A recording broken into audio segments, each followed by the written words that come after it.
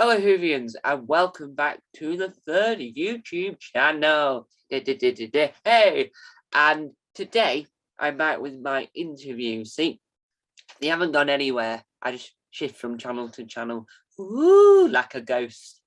And today I'm here with a very famous person. He's best known for being on Britain's Got Talent, aka BGT. It's the one and only Steve Royle. Thank you, Tom. What a wonderful introduction that was in it. And I feel like I'm very underdressed, having seen how your attire this morning. You're a very smart young man. I'm fancy. Yeah, you're fancy, as my mum might say. Yeah, I'm very casual, but I thought I looked a bit emaciated this morning, so I'll go for a run and give myself a bit of a flush. So that's what I've done. Even the dog's in agreement with us. Wow. So you're best known as a variety act. You're a jack of all trades. Literally. But you're not called Jack. But how did you get into the variety world? Where did that all begin? I suppose my first, I went in via the acting route. I was always into drama at school, and then when I was about 13, 14-year-old, I joined a group called Oldham Theatre Workshop in my own town of Oldham in Rochdale area, and I got the love of just going and performing, if you like. And I always wanted to be an actor. And then, to cut a long story short, I had very, excuse me, the dog.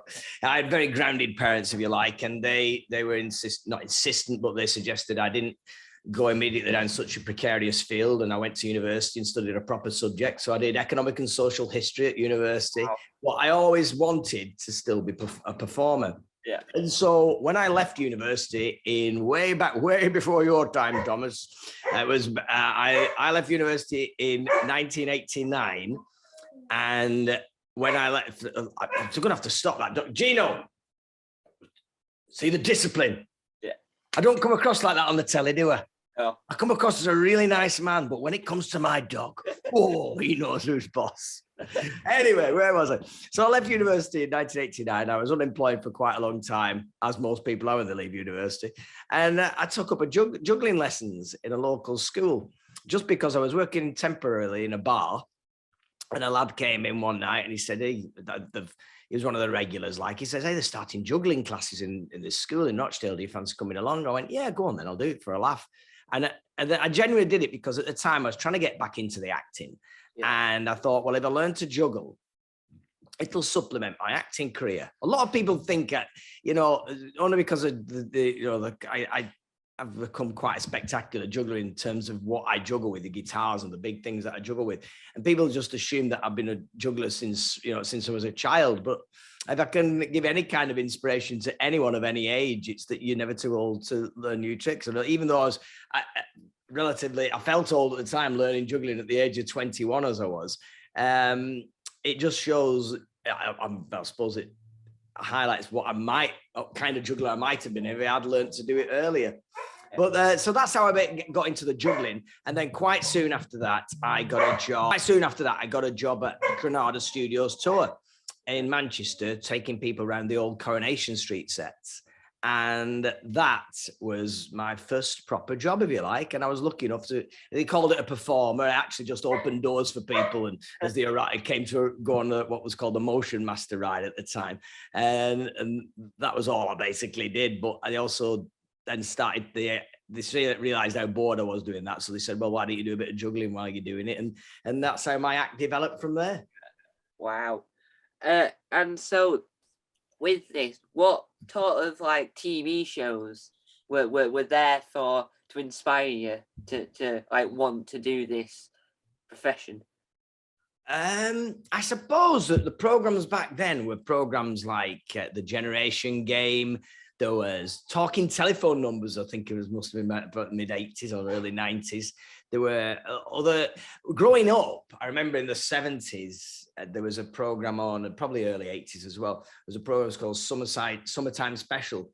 And that had people like who have become friends. It's crazy. People like Norman Barrett, who is a good friend of mine. His son Guy, I used to be his magic assistant for a while. He used to do a show with they used to do it live from Blackpool Tower Circus with Charlie Caroli, and Norman Barrett was on that. And then other acts like Bernie Clifton. And I used to see these variety acts on these kind of shows. And it just always looked so much fun. And it always reminds me of school holidays. They always used to be on they weren't like a regular program on every single week. Usually, like I said, as the name suggests, summertime special during the summer holidays, and once a week they'd go to a different resort in the country and highlight what was on there. And they were brilliant, proper variety shows. And I suppose that's why Britain's Got Talent goes down so well. Is it's finally getting back to some kind of variety on television, which people have lost for so many years. And Britain's Got Talent and the Got Talent brand itself is popular so much. It's like nearly every country has their own version. I think I might be wrong on that. I haven't looked that. I'm sure there'll be some very remote countries that I very much doubt it. But even if they don't, I bet they've had one. I don't know where you live in this country, but certainly around here. I saw one the other week. Advertising. In fact, they asked me if I'd make an appearance at Polton Le File's Got Talent. So every little village and town never mind every country having it. Wow. There's every little village in this country seems to have at least at some point called it a Got Talent is the catchphrase, isn't it? I know that schools when I was, because I'm in college now, my schools like primary school and high school where had their talent shows where something Got Talent, the name of the school, and the Got Talent. Exactly. We're very unimaginative, really, aren't we? We get excited about one thing, but the how is the process? So from applying on the website to getting on the TV, what's that process like? Well, I say fortunate. They asked me to do the program about 8 years ago, and have continually asked me every year since. And I say 8 years, probably like 10 years ago. Don't I think it was 2. Yeah, I can't remember exactly what year. But the producers phoned me up and said, "We'd love you to be on the show, Steve. Please, can you come and be on it?" And I said yes that year. And in the end, they decided not to use me. So I said, well, I don't think I'll be on it again then. I don't like the way I've been treated. But in actual fact, they phoned me up. They were then very persistent. And I finally gave in last year. And I'm so glad I did, because they did treat me so well. Gino, sorry about that. Once again, the discipliner, the other side of Steve Royle came through again as he spoke to his dog. Gino, behave. He's been for a run with me, you see, so he's as agitated as I am. Yeah, so I thought I'll give it felt from everyone involved in it, right down from the researchers right up to the producers. They were all really nice and kind. And did you ever get to meet the judges off camera? Did you ever meet them like backstage and have a chinwag with anyone? I did, yeah. Amanda, in fact, I'd been on Amanda's radio show before the final, between the semi-final and the final. So when I went to the final, I'd already been interviewed by her, and we'd found out we had a friend of a girl who I mentioned that Oldham Theatre Workshop where I first trained. There was a girl called Nicola Stevenson, who's an actress now, and she's one of Amanda Holden's best mates, one of Amanda Holden's best mates. And so we got that little connection going. And then David Walliams would come up onto the stage and have a quick chat with us and see if we were all right. And they were all, yeah, absolutely lovely. Alicia's just bonkers. But after the show, she was so funny. She's so she kept to sing this song, and she said, "You need to put this song in your act." It's like she kept singing this song, so we're like, "Steve Royle, he's Royle." It's some Caribbean song that she knows. She says that anyone of Caribbean descendants will recognize this song. It's a classic Caribbean song, and he said you'll win them over instantly just by playing that in your set. I've got a note. I've made a note of it somewhere. And I've got a voice recorder of her telling me what the name of the song is, so I need to. One day I will put it in my set and I'll do some juggling to it. Wow.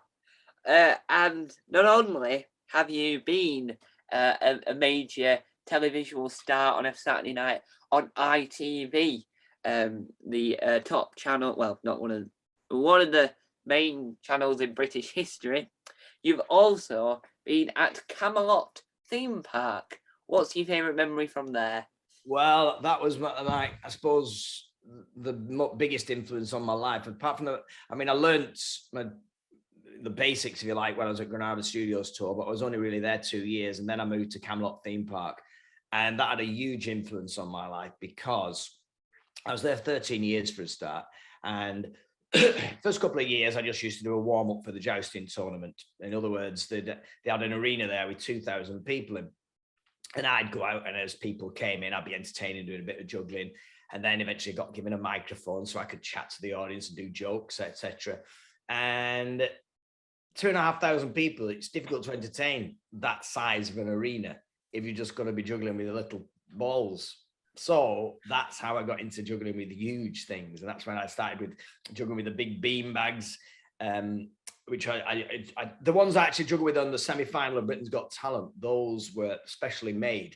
And I always knew I could juggle with bigger than the bean bags I'd used in the past. So I had them made three times the size. So they were huge, the ones that I now use. But the other thing that influenced me while I was at Camelot was we did medieval banquets at night. Now, by that, we'd entertain families in the theme park during the day. And then at night time, we'd all go up to the hotel, which was connected to the theme park. And they'd have these adult only performances for medieval banquets. And so I had to adapt the act to be entertaining adults at the night time. And then during the daytime, entertaining families and children. So that gave me that versatility, if you like. It gave me an ability to, to be a little bit more edgy, a little bit maybe a bit more sweary in the evening, and then tame it down for the kids during the day. And that's when I realized how much my act crossed over. I could do a lot of the stuff that I do for kids. Yeah. Adults find it equally as funny, sometimes on a little bit of a different level, the way I present it. But generally speaking, my act is the same for everyone. That's why the tour that I'm doing and still in the middle of really is for everyone, for all ages. And that's why I knew I'd be great at pantomime. When I finally got into pantomime, I knew that was the thing for me, because I knew I could entertain families. I could entertain the kids on one level and the adults on another. The other thing that the thing I did in the audition for Britain's Got Talent, where I juggle with the guitars, that came about because, like I said, it was a medieval theme park at Camelot, and there was a guy called Rob Inch and another lad called C.C. Smith. They're both now, if you look them up, they're both massive stunt coordinators in film. Rob's done all the Star Wars films. Joe's worked a lot on the Marvel films more recently. But back then we were just young lads in our 20s, and we got the Camelot theme park bought some of these really beautiful horses from Spain, these Andalusian stallions that they wanted to use in the show. And there were these horses that do the fancy footwork, all this kind of fancy footwork and tricks, and they could hang off the side of them and do all stunts on them. And so they wanted a special part in the joust where they could utilize them. So they asked me if I'd come up with any ideas for just a 5-10 minute piece in the middle of the jousting tournament where we could utilize these horses. And so I came up with the idea. Well, I thought, I've always wanted to juggle with guitars. I thought, looking at the shape of them, all they are really is just a massive juggling club. So technically in my head, I thought I'll be able to juggle them dead easy. It wasn't as easy as that. It took me years and years to actually master it. I used to be able to, when I first started, I could juggle them, but I couldn't stop. And I used to just always have to drop one. And I went through guitars like nobody's business at the time. But what the music that I incorporated, the idea that when you see it on the telly, I play the guitar and then I stop and I do a little dance. And it looks like I'm doing the tap work. Well, in actual fact, when I first started that and wrote it, I'd do the guitar bit and then the horse would do the tap dance. He'd go like that with his feet, with his hooves on the floor, and everyone would applaud because it looked like the horse would do the tap dance. And I'd get more and more agitated, so I'd play the guitar a bit more, and then he'd run off as the music kicked into Volare. He'd run off and grab guitars, throw them at me, and I'd end up juggling with them. And that's how that original piece, that's how it first came about, was at Camelot theme park. Wow, not many people can say they've been a jester. No, it's quite a unique, it's quite a niche group of people to be jesters in theme parks, especially. And sadly it's closed as well, so there'll be fewer in the future. Although it's open at the moment. I've been invited down there actually to go in and entertain. Sorry, not entertain, but go in as a guest. They've opened it as a zombie theme park because the theme park's been closed for about 5-6 years now, and it's all overgrown. I mean, it's quite eerie when you go around there. So one guy is brilliantly set up a huge drive-in movie screen, and you drive through all the theme park, and zombies are jumping out at you and bashing on your windows of your car, and then you end up in the courtyard at the end, and you all watch a zombie-related film like 28 Days Later or The Cabin in the Woods or something like that. That sounds terrifying. And a lot of people, there is a corner of YouTube that love like rundown, abandoned theme parks. Yeah, and they do generally look spooky. That's why that's just theme parks. Normally, some of them say that, but people always say to me, "It doesn't look spooky now at the Camelot theme park." I said, "It's not as horrific as it was when there were 10 adolescent lads." Hanging around. We're us lads in our 20s. It was a very sweaty, smelly environment then. I imagine it smells a lot better than it did when we were there. Yeah. And now that you've been on TV, and many people, I'm gonna estimate in the millions. I haven't looked at the figures properly, but now that a lot of people know your face and you've been on TV, do you reckon if you got asked, would you want to be on Taskmaster? Oh, do you know what? Yeah, absolutely. That's a good. I've always said, just because of the way my act is set up as well, I'm great at using my imagination and coming up with crazy ideas. And that's one show that I watch and I go, oh, I'd love to do that. I'd love to go on that. I think that, and also I'd love to do the I'm a Celebrity as well. One of my close mates, Danny Miller, he won it this year. It was crazy. It was mad talking to him. I knew he was going to go in it. It's confided in me the week before, and I was so excited for him. And then when he ended up winning it, but all the time I kept saying, "Oh, do this and do that." I'm trying to give him ideas to do what he should do while I was in there. But it's something that it would never faze me, because when you work at a theme park and you're hanging around waiting for your joust, your 2 shows a day, or well, you used to get 4 shows a day, but there's a lot of bored, but a lot of time you're bored. And I was never bored, because I think I'm in that mind frame. I think that's what jugglers have to be. And to become a juggler, you've got to be able to repetitively do the same thing over and over again. So if I was in a jungle, for example, I wouldn't easily be amusing myself just by throwing a twig and trying to land it on the exact same spot on a tree every single time. You know what I mean? I'm quite happy doing that. I'm quite happy doing repetitive mundane tasks. I'd be in a brilliant packer, on a production line. Yeah, I'm quite happy just doing that. Yeah, and so with that information that you are a Taskmaster fan, and that you've seen the show, I think, right, if Ed Gamble is watching, there's a way of getting you on the show really sneakily. If you appear on the Taskmaster podcast, all right, okay. That might be the way, because then you meet Ed, and then you can hold Ed hostage until I'm pretty sure in the past I've done gigs with Ed. He's one of them. His rise to stardom has gone very quick, but I would imagine if I look back at some of my old lineups that I've been on with, it's so many times I forget who I've been on with. But I'm pretty sure I would have done a gig with Ed Gamble at some point, and so yeah, there's always a chance. Yeah, because I feel like that's the way in. Because if Alex doesn't know you are immediately, because I don't know if Alex watches Britain's Got Talent, his kids probably make him. Then Beyond the podcast would get you a chance. Because I would love. For me, Greg Davis. I remember him when he used to be in a group called, I think it was called I Am Clued. I can't remember the name of them. They're called the Clank. It's spelled really weird. I know what you're on about. I know that they were. Oh, I should have remembered it, because I used to be in a group called Slaughterhouse Live. We used to do character comedy stuff, and we were both in the Edinburgh Fringe Festival at the same time, and we used to come and see each other's shows. And there was Greg and Marek, who we became friends with and used to see an awful lot of them. And then obviously Greg went into the stratosphere with his act. He was brilliant. But the time he did it, I remember he'd just done some kind of documentary on the telly about up-and-coming stand-up comedians, and he was learning the trade, and he'd only just started out, and he did incredibly well. It was even before the In-Betweeners kind of time, that was. So yeah, he goes back a long time. Yeah, and that I've got it up. I think the We are call Clang. Is it Clang? clang. Evident. Clang. Yeah, It's Clang. it's KLANG. Yeah, We Are Clang, I think it used to be Yeah, called. That was it. Yeah. they did it at the end of a Fringes, and they got a short-lived TV series.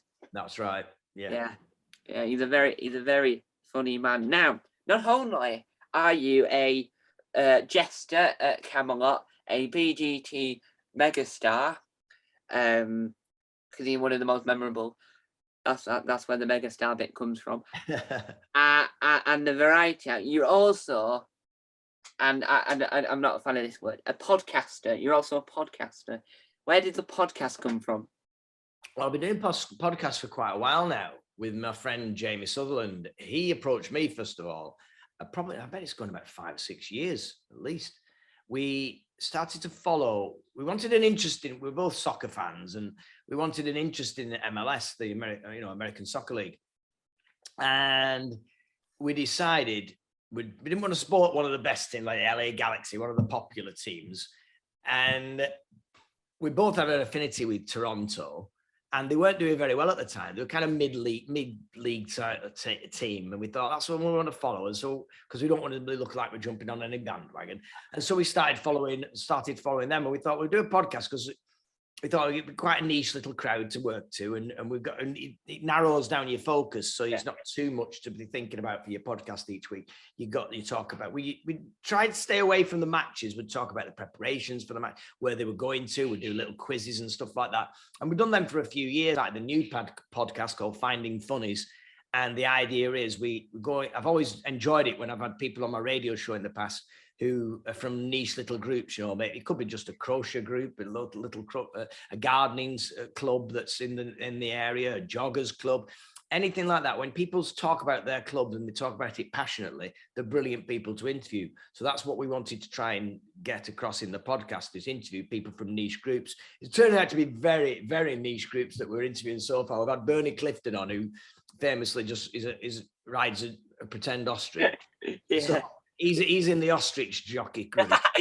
Yesterday we interviewed Barney Harwood. That's the latest episode of a Blue Peter presenter. So yeah, we've got Barney Harwood on. There aren't many Blue Peter presenters out there to interview. So yeah, we're very, very niche groups that we're chatting to. But it's actually turned into about 5 minutes of chat and then 45 minutes of me and Jamie arguing. Wow.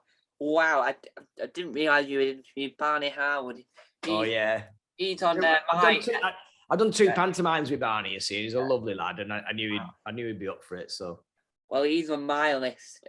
Well, I say a list. I mean, if I had wrote a list, it'd be like one of those lists you see in Cinderella when they roll it out and it rolls out like miles, and then you're all the way in Australia and it's still rolling.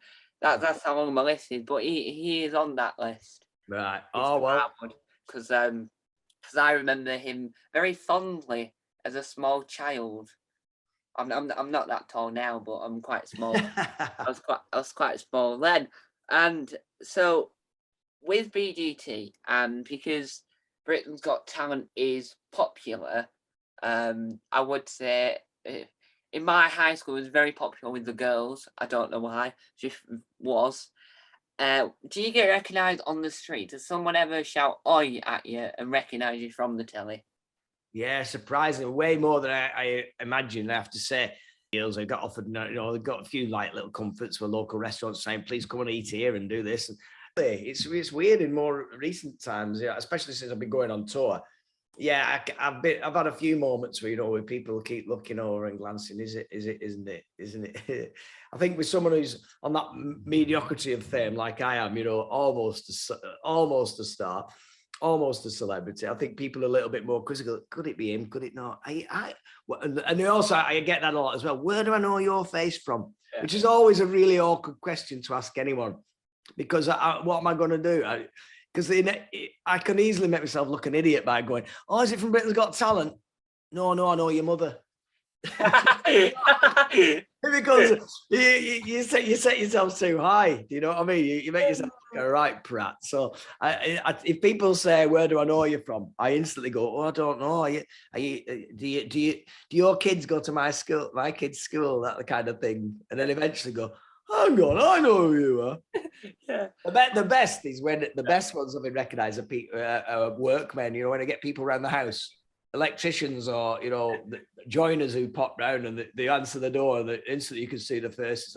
And I've got a little bit. I didn't have much, but I have got some memorabilia dotted around. Funny enough, I've only put it up this week. I mean, you see these pictures here, but I acquired these last week. Went on holiday in London, and from the Natural History Museum, where there's an exhibition on of wildlife photography of the year. So I put these new pictures up, and then I thought, you know what, I'll put some of my own up. So I've got some posters on the other side of the wall. Where I've got a big one there that's, well, I'll just show you a glimpse of the state of my room. But if you look over there, can you see that one up there? That's the one on the top there is The Price is Right. That was signed by Joe Pasquale and the team when I did 150 warm-ups for The Price is Right. The next one, that one's Naturally Insane. That's the one when I was Dan Leno in a play in London, just in November, just gone. I did a play in the West End for the first time. And then that one there, that's my pride and joy, that one there. Those are all ping pong balls that I had signed by all the cast of Phoenix Nights Live. Wow. And I performed at the Manchester Arena, as it says, we raised over £5 million for comic relief in 2015. And we performed to 196,000 people over 15 shows. So that's why I've got that up on the wall with Peter Kay and all the gang. All my mates from Phoenix Nights are on that one. And what was it like meeting Peter Kay? Well, to me, Peter, I've known Peter nearly all my stand-up life. I know it's internet the year 2000 I met him. And he's just a mate. He's a good man, and he's always looked after me. He's always been very kind and given me little parts in all the things that he's done, and gives me a nice little mention in his autobiography and stuff. And so, yeah, to me, he's just Peter, isn't he? But listen, don't get me wrong. I'm privileged to know the guy, and if he does phone me up on occasions, it's like having your own private comedy show, because he is just such a naturally talented, naturally funny guy. You're just giggling away, just thinking that I'm so lucky I'm getting all this material that there's no one else will ever hear. But it's just him just having a rant or something. It's brilliant. Yeah, well, me and my mum, we listened to his audio book, and that was rather funny because he kept on forgetting what page he was on, and you could just hear the does he? You can hear the because it's an old book, because it's from his old book, so he's reading it now, and you can hear the ruffles of the pages. At this point, saying, "Oh, let's just go and have a cup of tea," and you can hear him just drinking the brew. You can hear the noise of him like drinking the brew, and then going outside and reading the chapter, and hearing some birds tweeting in the background. Brilliant. Yeah, you see, that's what sets him off and makes him different. Brilliant. Yeah. And he is amazing. And so are you. What are your future goals? It's a nice segue, that. But what are your future goals for your career? Do you know what I've always said, and I always say this in interviews when I was on Britain's Got Talent, I've been happy I've been so lucky to do what I do for a living, make a living from it, because so many people just don't get the opportunity. Jugglers, entertainers of any kind, comedians, singers, it's very difficult to make a living in the industry, and for me to just continue to do that is just a blessing, really.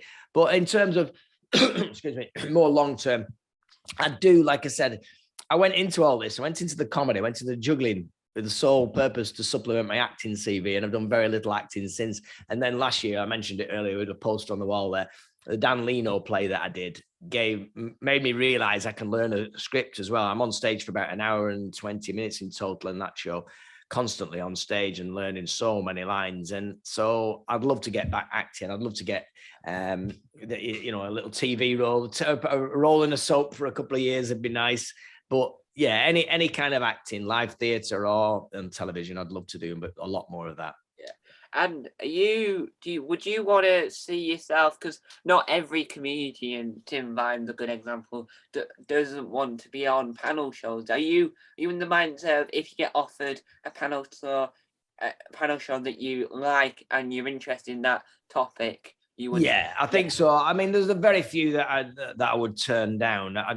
Yeah, again, it's about exposure. It's about being able to testing you, pushing your boundaries as well. That's how I've got to the where I am in my career. Really, is trying new things and seeing how they go. And panel game shows, I actually think I'd be quite good at that. I don't think, because I'm a very visual, because I do all the variety stuff and the juggling and stuff. Sometimes I don't think I'm in the forefront of people's minds when it comes to actual comedy. I think, is he a witty man? And I think, well, I like to think I am. I think I could be quite witty on a game show. Do you know what I mean? And I probably had a little bit of a different angle to them. So yeah, I would love to do them.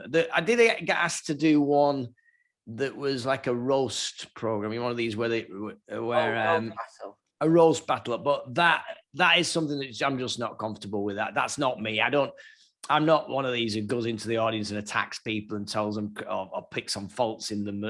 You know what I mean? However funny that is, and I do accept that it's it's a skill, those who can do it well, but it's just not what I'm comfortable doing. I've never been comfortable, having digs at people. It's just, I'm more into the, like I said, probably a bit old school with that. Yeah.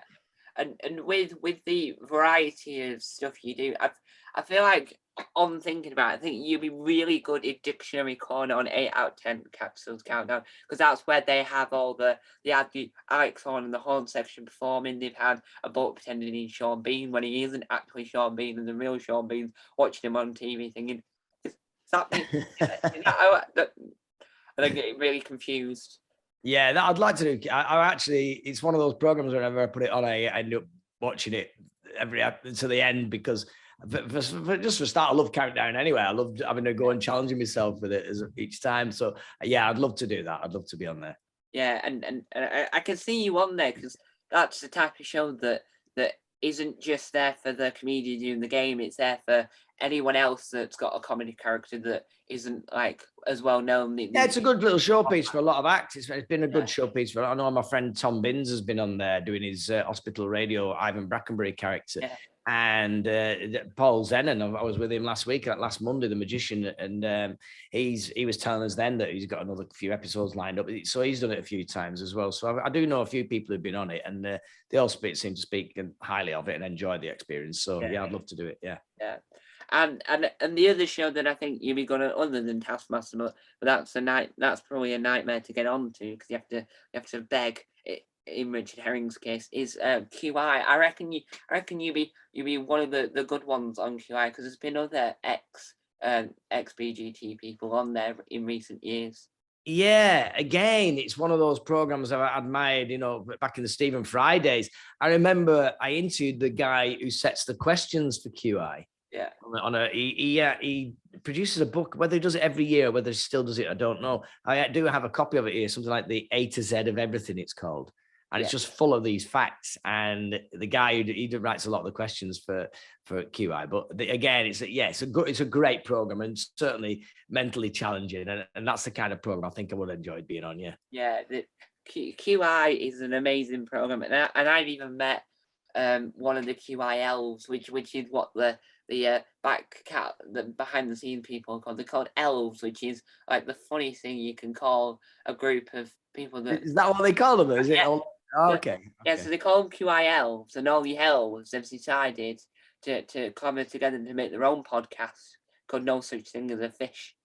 All right, okay. And they've become really popular. They go on tour with their show, and they write all the questions, and they wrote 2 QI books, and they're like best friends with Sandy Toksvig now. Right, brilliant. I love it. Yeah, that's great. I love how things can get born from other shows. It's brilliant. Yeah. And with your career and all your things, what's your favourite thing? And you can't say Britain's Got Talent, but what's your favourite thing you've ever done in your career that isn't Britain's Got Talent?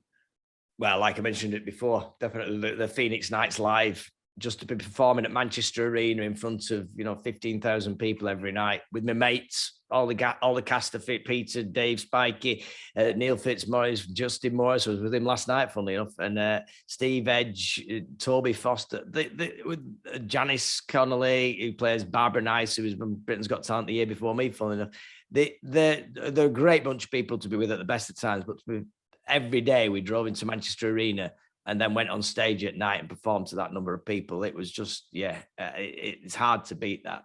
Hard to beat that for a live experience. It was amazing. And this is a question to get you thinking, right? If let's say Dave, the channel Dave, not a random bloke called Dave, if Dave came up to you and said, "Oh, we want you to come up with a TV show," what TV show would you create? Oh, that's a very good question. I've always said I've always enjoyed my two passions. I love my juggling and I love my cooking. So I don't know, some kind of juggling with some quick game show where it involves cooking with 3 ingredients. I don't know. Everything have to be in 3s to juggle with it. You have to juggle with everything. At the same time. I'm a big fan of any variety program, anything that could incorporate, and like you mentioned, I mean, things like Taskmaster and stuff like that. Game shows, the old like generation game program. I think I'd probably come up with some kind of spin on the old generation game, where you get people trying to do different skills each week. Maybe it's someone juggling and see who's the best. They go away, maybe just extend it a little bit. On the generation game, it used to be more immediate. They'd have to make a cake in literally seconds after someone's demonstrated it. But maybe we give them a little bit more longer. Give them a bit more time to prep it. You know what I mean? So you can see, it'd be interesting just to see how certain people pick up skills quicker. So if there was, let's say, I'll bring out my trusty prop I've used several times to know about reason. Right, this is a man called Derek, right? And Derek's 54, which is an old age. Hey, steady. I'm 53. I'll be there. I'll be at 54 in July. And he wants to start juggling. What advice would you give him? Well, I always say the same to everyone. The key is in, always remember that the key is in the throwing and not in the catching.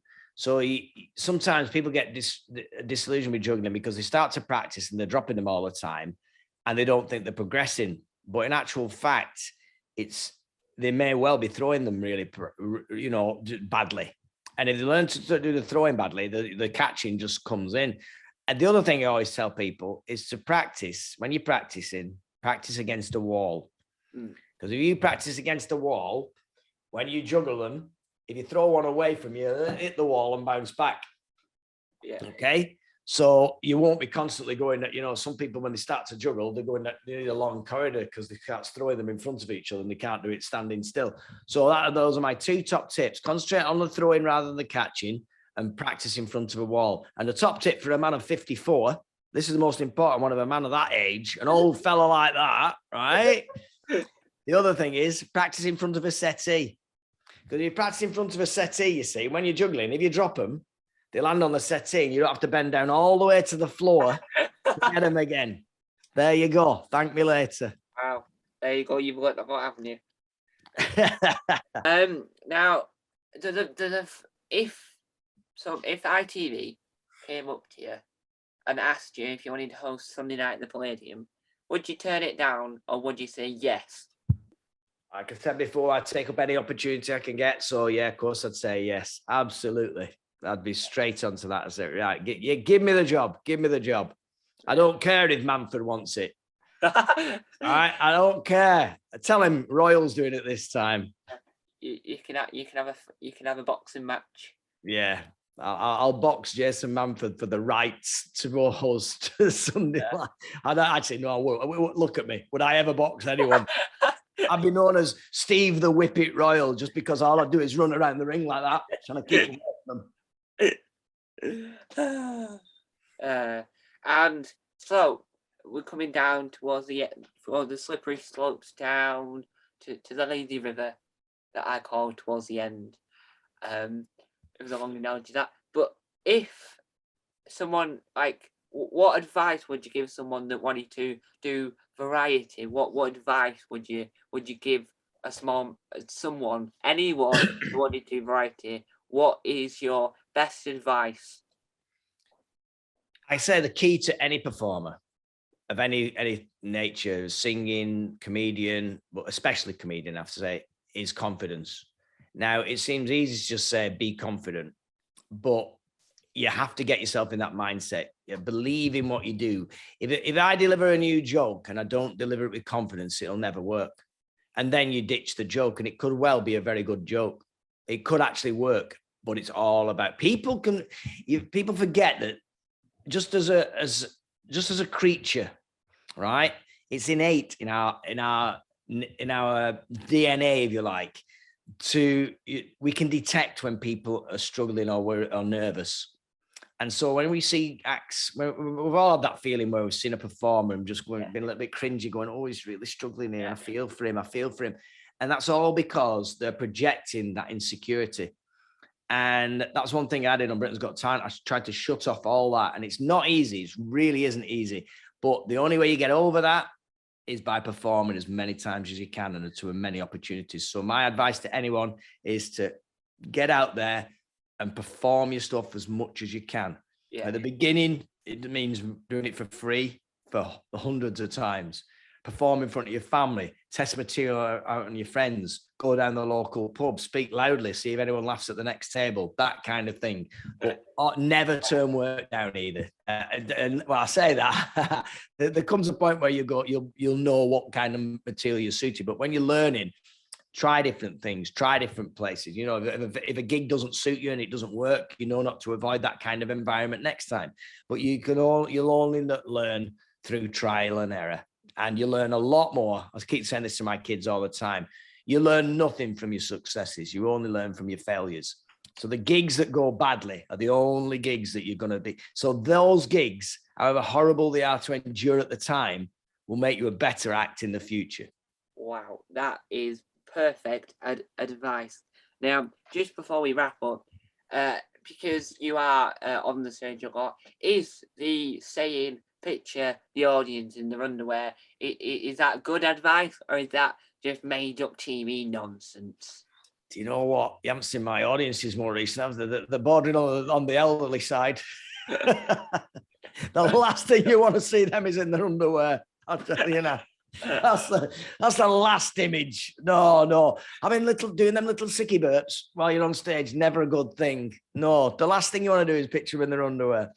No, again, it's one of those are things that people say, try to do to make you laugh at them. But that's all. These are all methods about what I said before about confidence. I would be more inclined to say, just go out there, not shut them off. I tell you, Ken Dodd if you watch any interviews with Ken Dodd, he used to pass on some brilliant advice, and the best advice. And I saw him about a year before he died. I was lucky enough to have a chat with him. And I thought, I'm going to take this opportunity. I've met him a few times, and I thought, I'm going to take this opportunity to thank him for all the help and guidance he gave me over the years. And so I said to him, can I thank you? Because one thing that every show that I do, there's a little bit of Ken Dodd in my head that reminds me about this. And it's to look people in the eyes. And he used to say the eyes are the windows to the soul. And you can tell a lot from looking people in the eyes. And if sometimes you'll get someone in your audience, or you get even a group of people in the audience, and they don't seem to be laughing, or they don't seem to be engaged in what you do, just do one little bit of material directly to them. Look them straight in the eyes and do your joke just for them. And when you do the joke just for them, invariably they'll crack, because suddenly you're making them feel awkward, not them making you feel awkward. And that's the difference. Wow.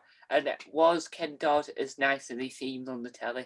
He was just the most charming, most prolific. When people say who's your biggest influence, who's your favorite comedian, not necessarily for his material, but for longevity of career and for consistency, it has to be Ken Dodd. Ken Dodd is just the greatest of all time, in my opinion, just because, like I said, he did used to adapt a little bit. He became known in the end for just the fact he used to go on stage for hours and hours on end, which is a bit of a shame, really, because if you condense that material into just 2 45-minute show halves, he will be undeniably the greatest comedian we've ever produced. Yeah.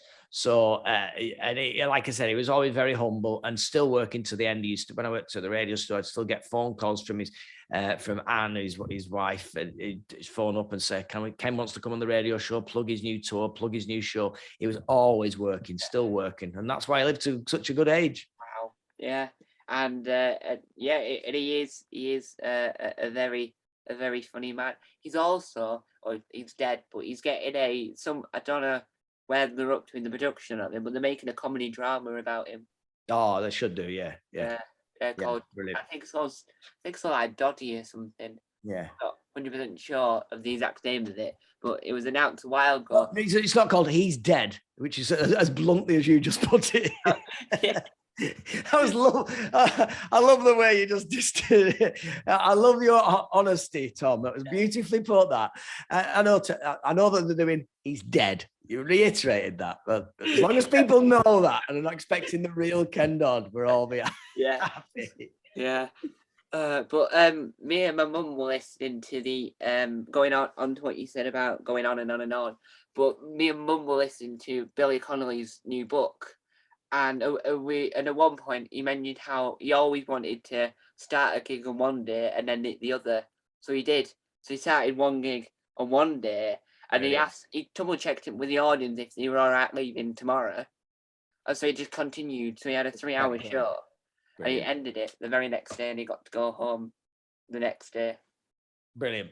See, Ken Dodd did 50 years of that. Wow. Incredible, isn't it? Yeah. Yes, he is one of the most incredible ones of his generation, because in each generation there's another incredible one. Bernie Clifton's really funny as well, because not only was he on stage for so long, he's now back in the general public because he was on Meet the Richardsons. Yeah.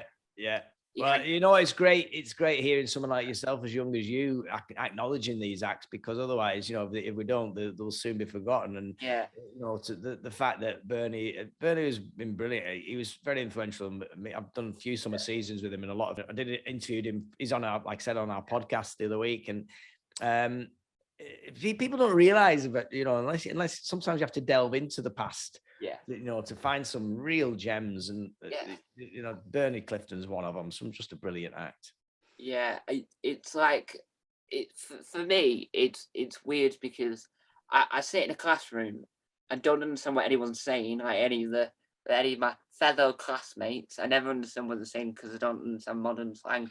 But inside, as I tell everyone, because it's the most funny thing someone ever told me, inside I'm like an 80-year-old, because I know more about back then and obviously Doctor Who and all sorts, rather than so if someone had shown me a load of emojis and asked me what do they mean, I'm like, you're asking the wrong person.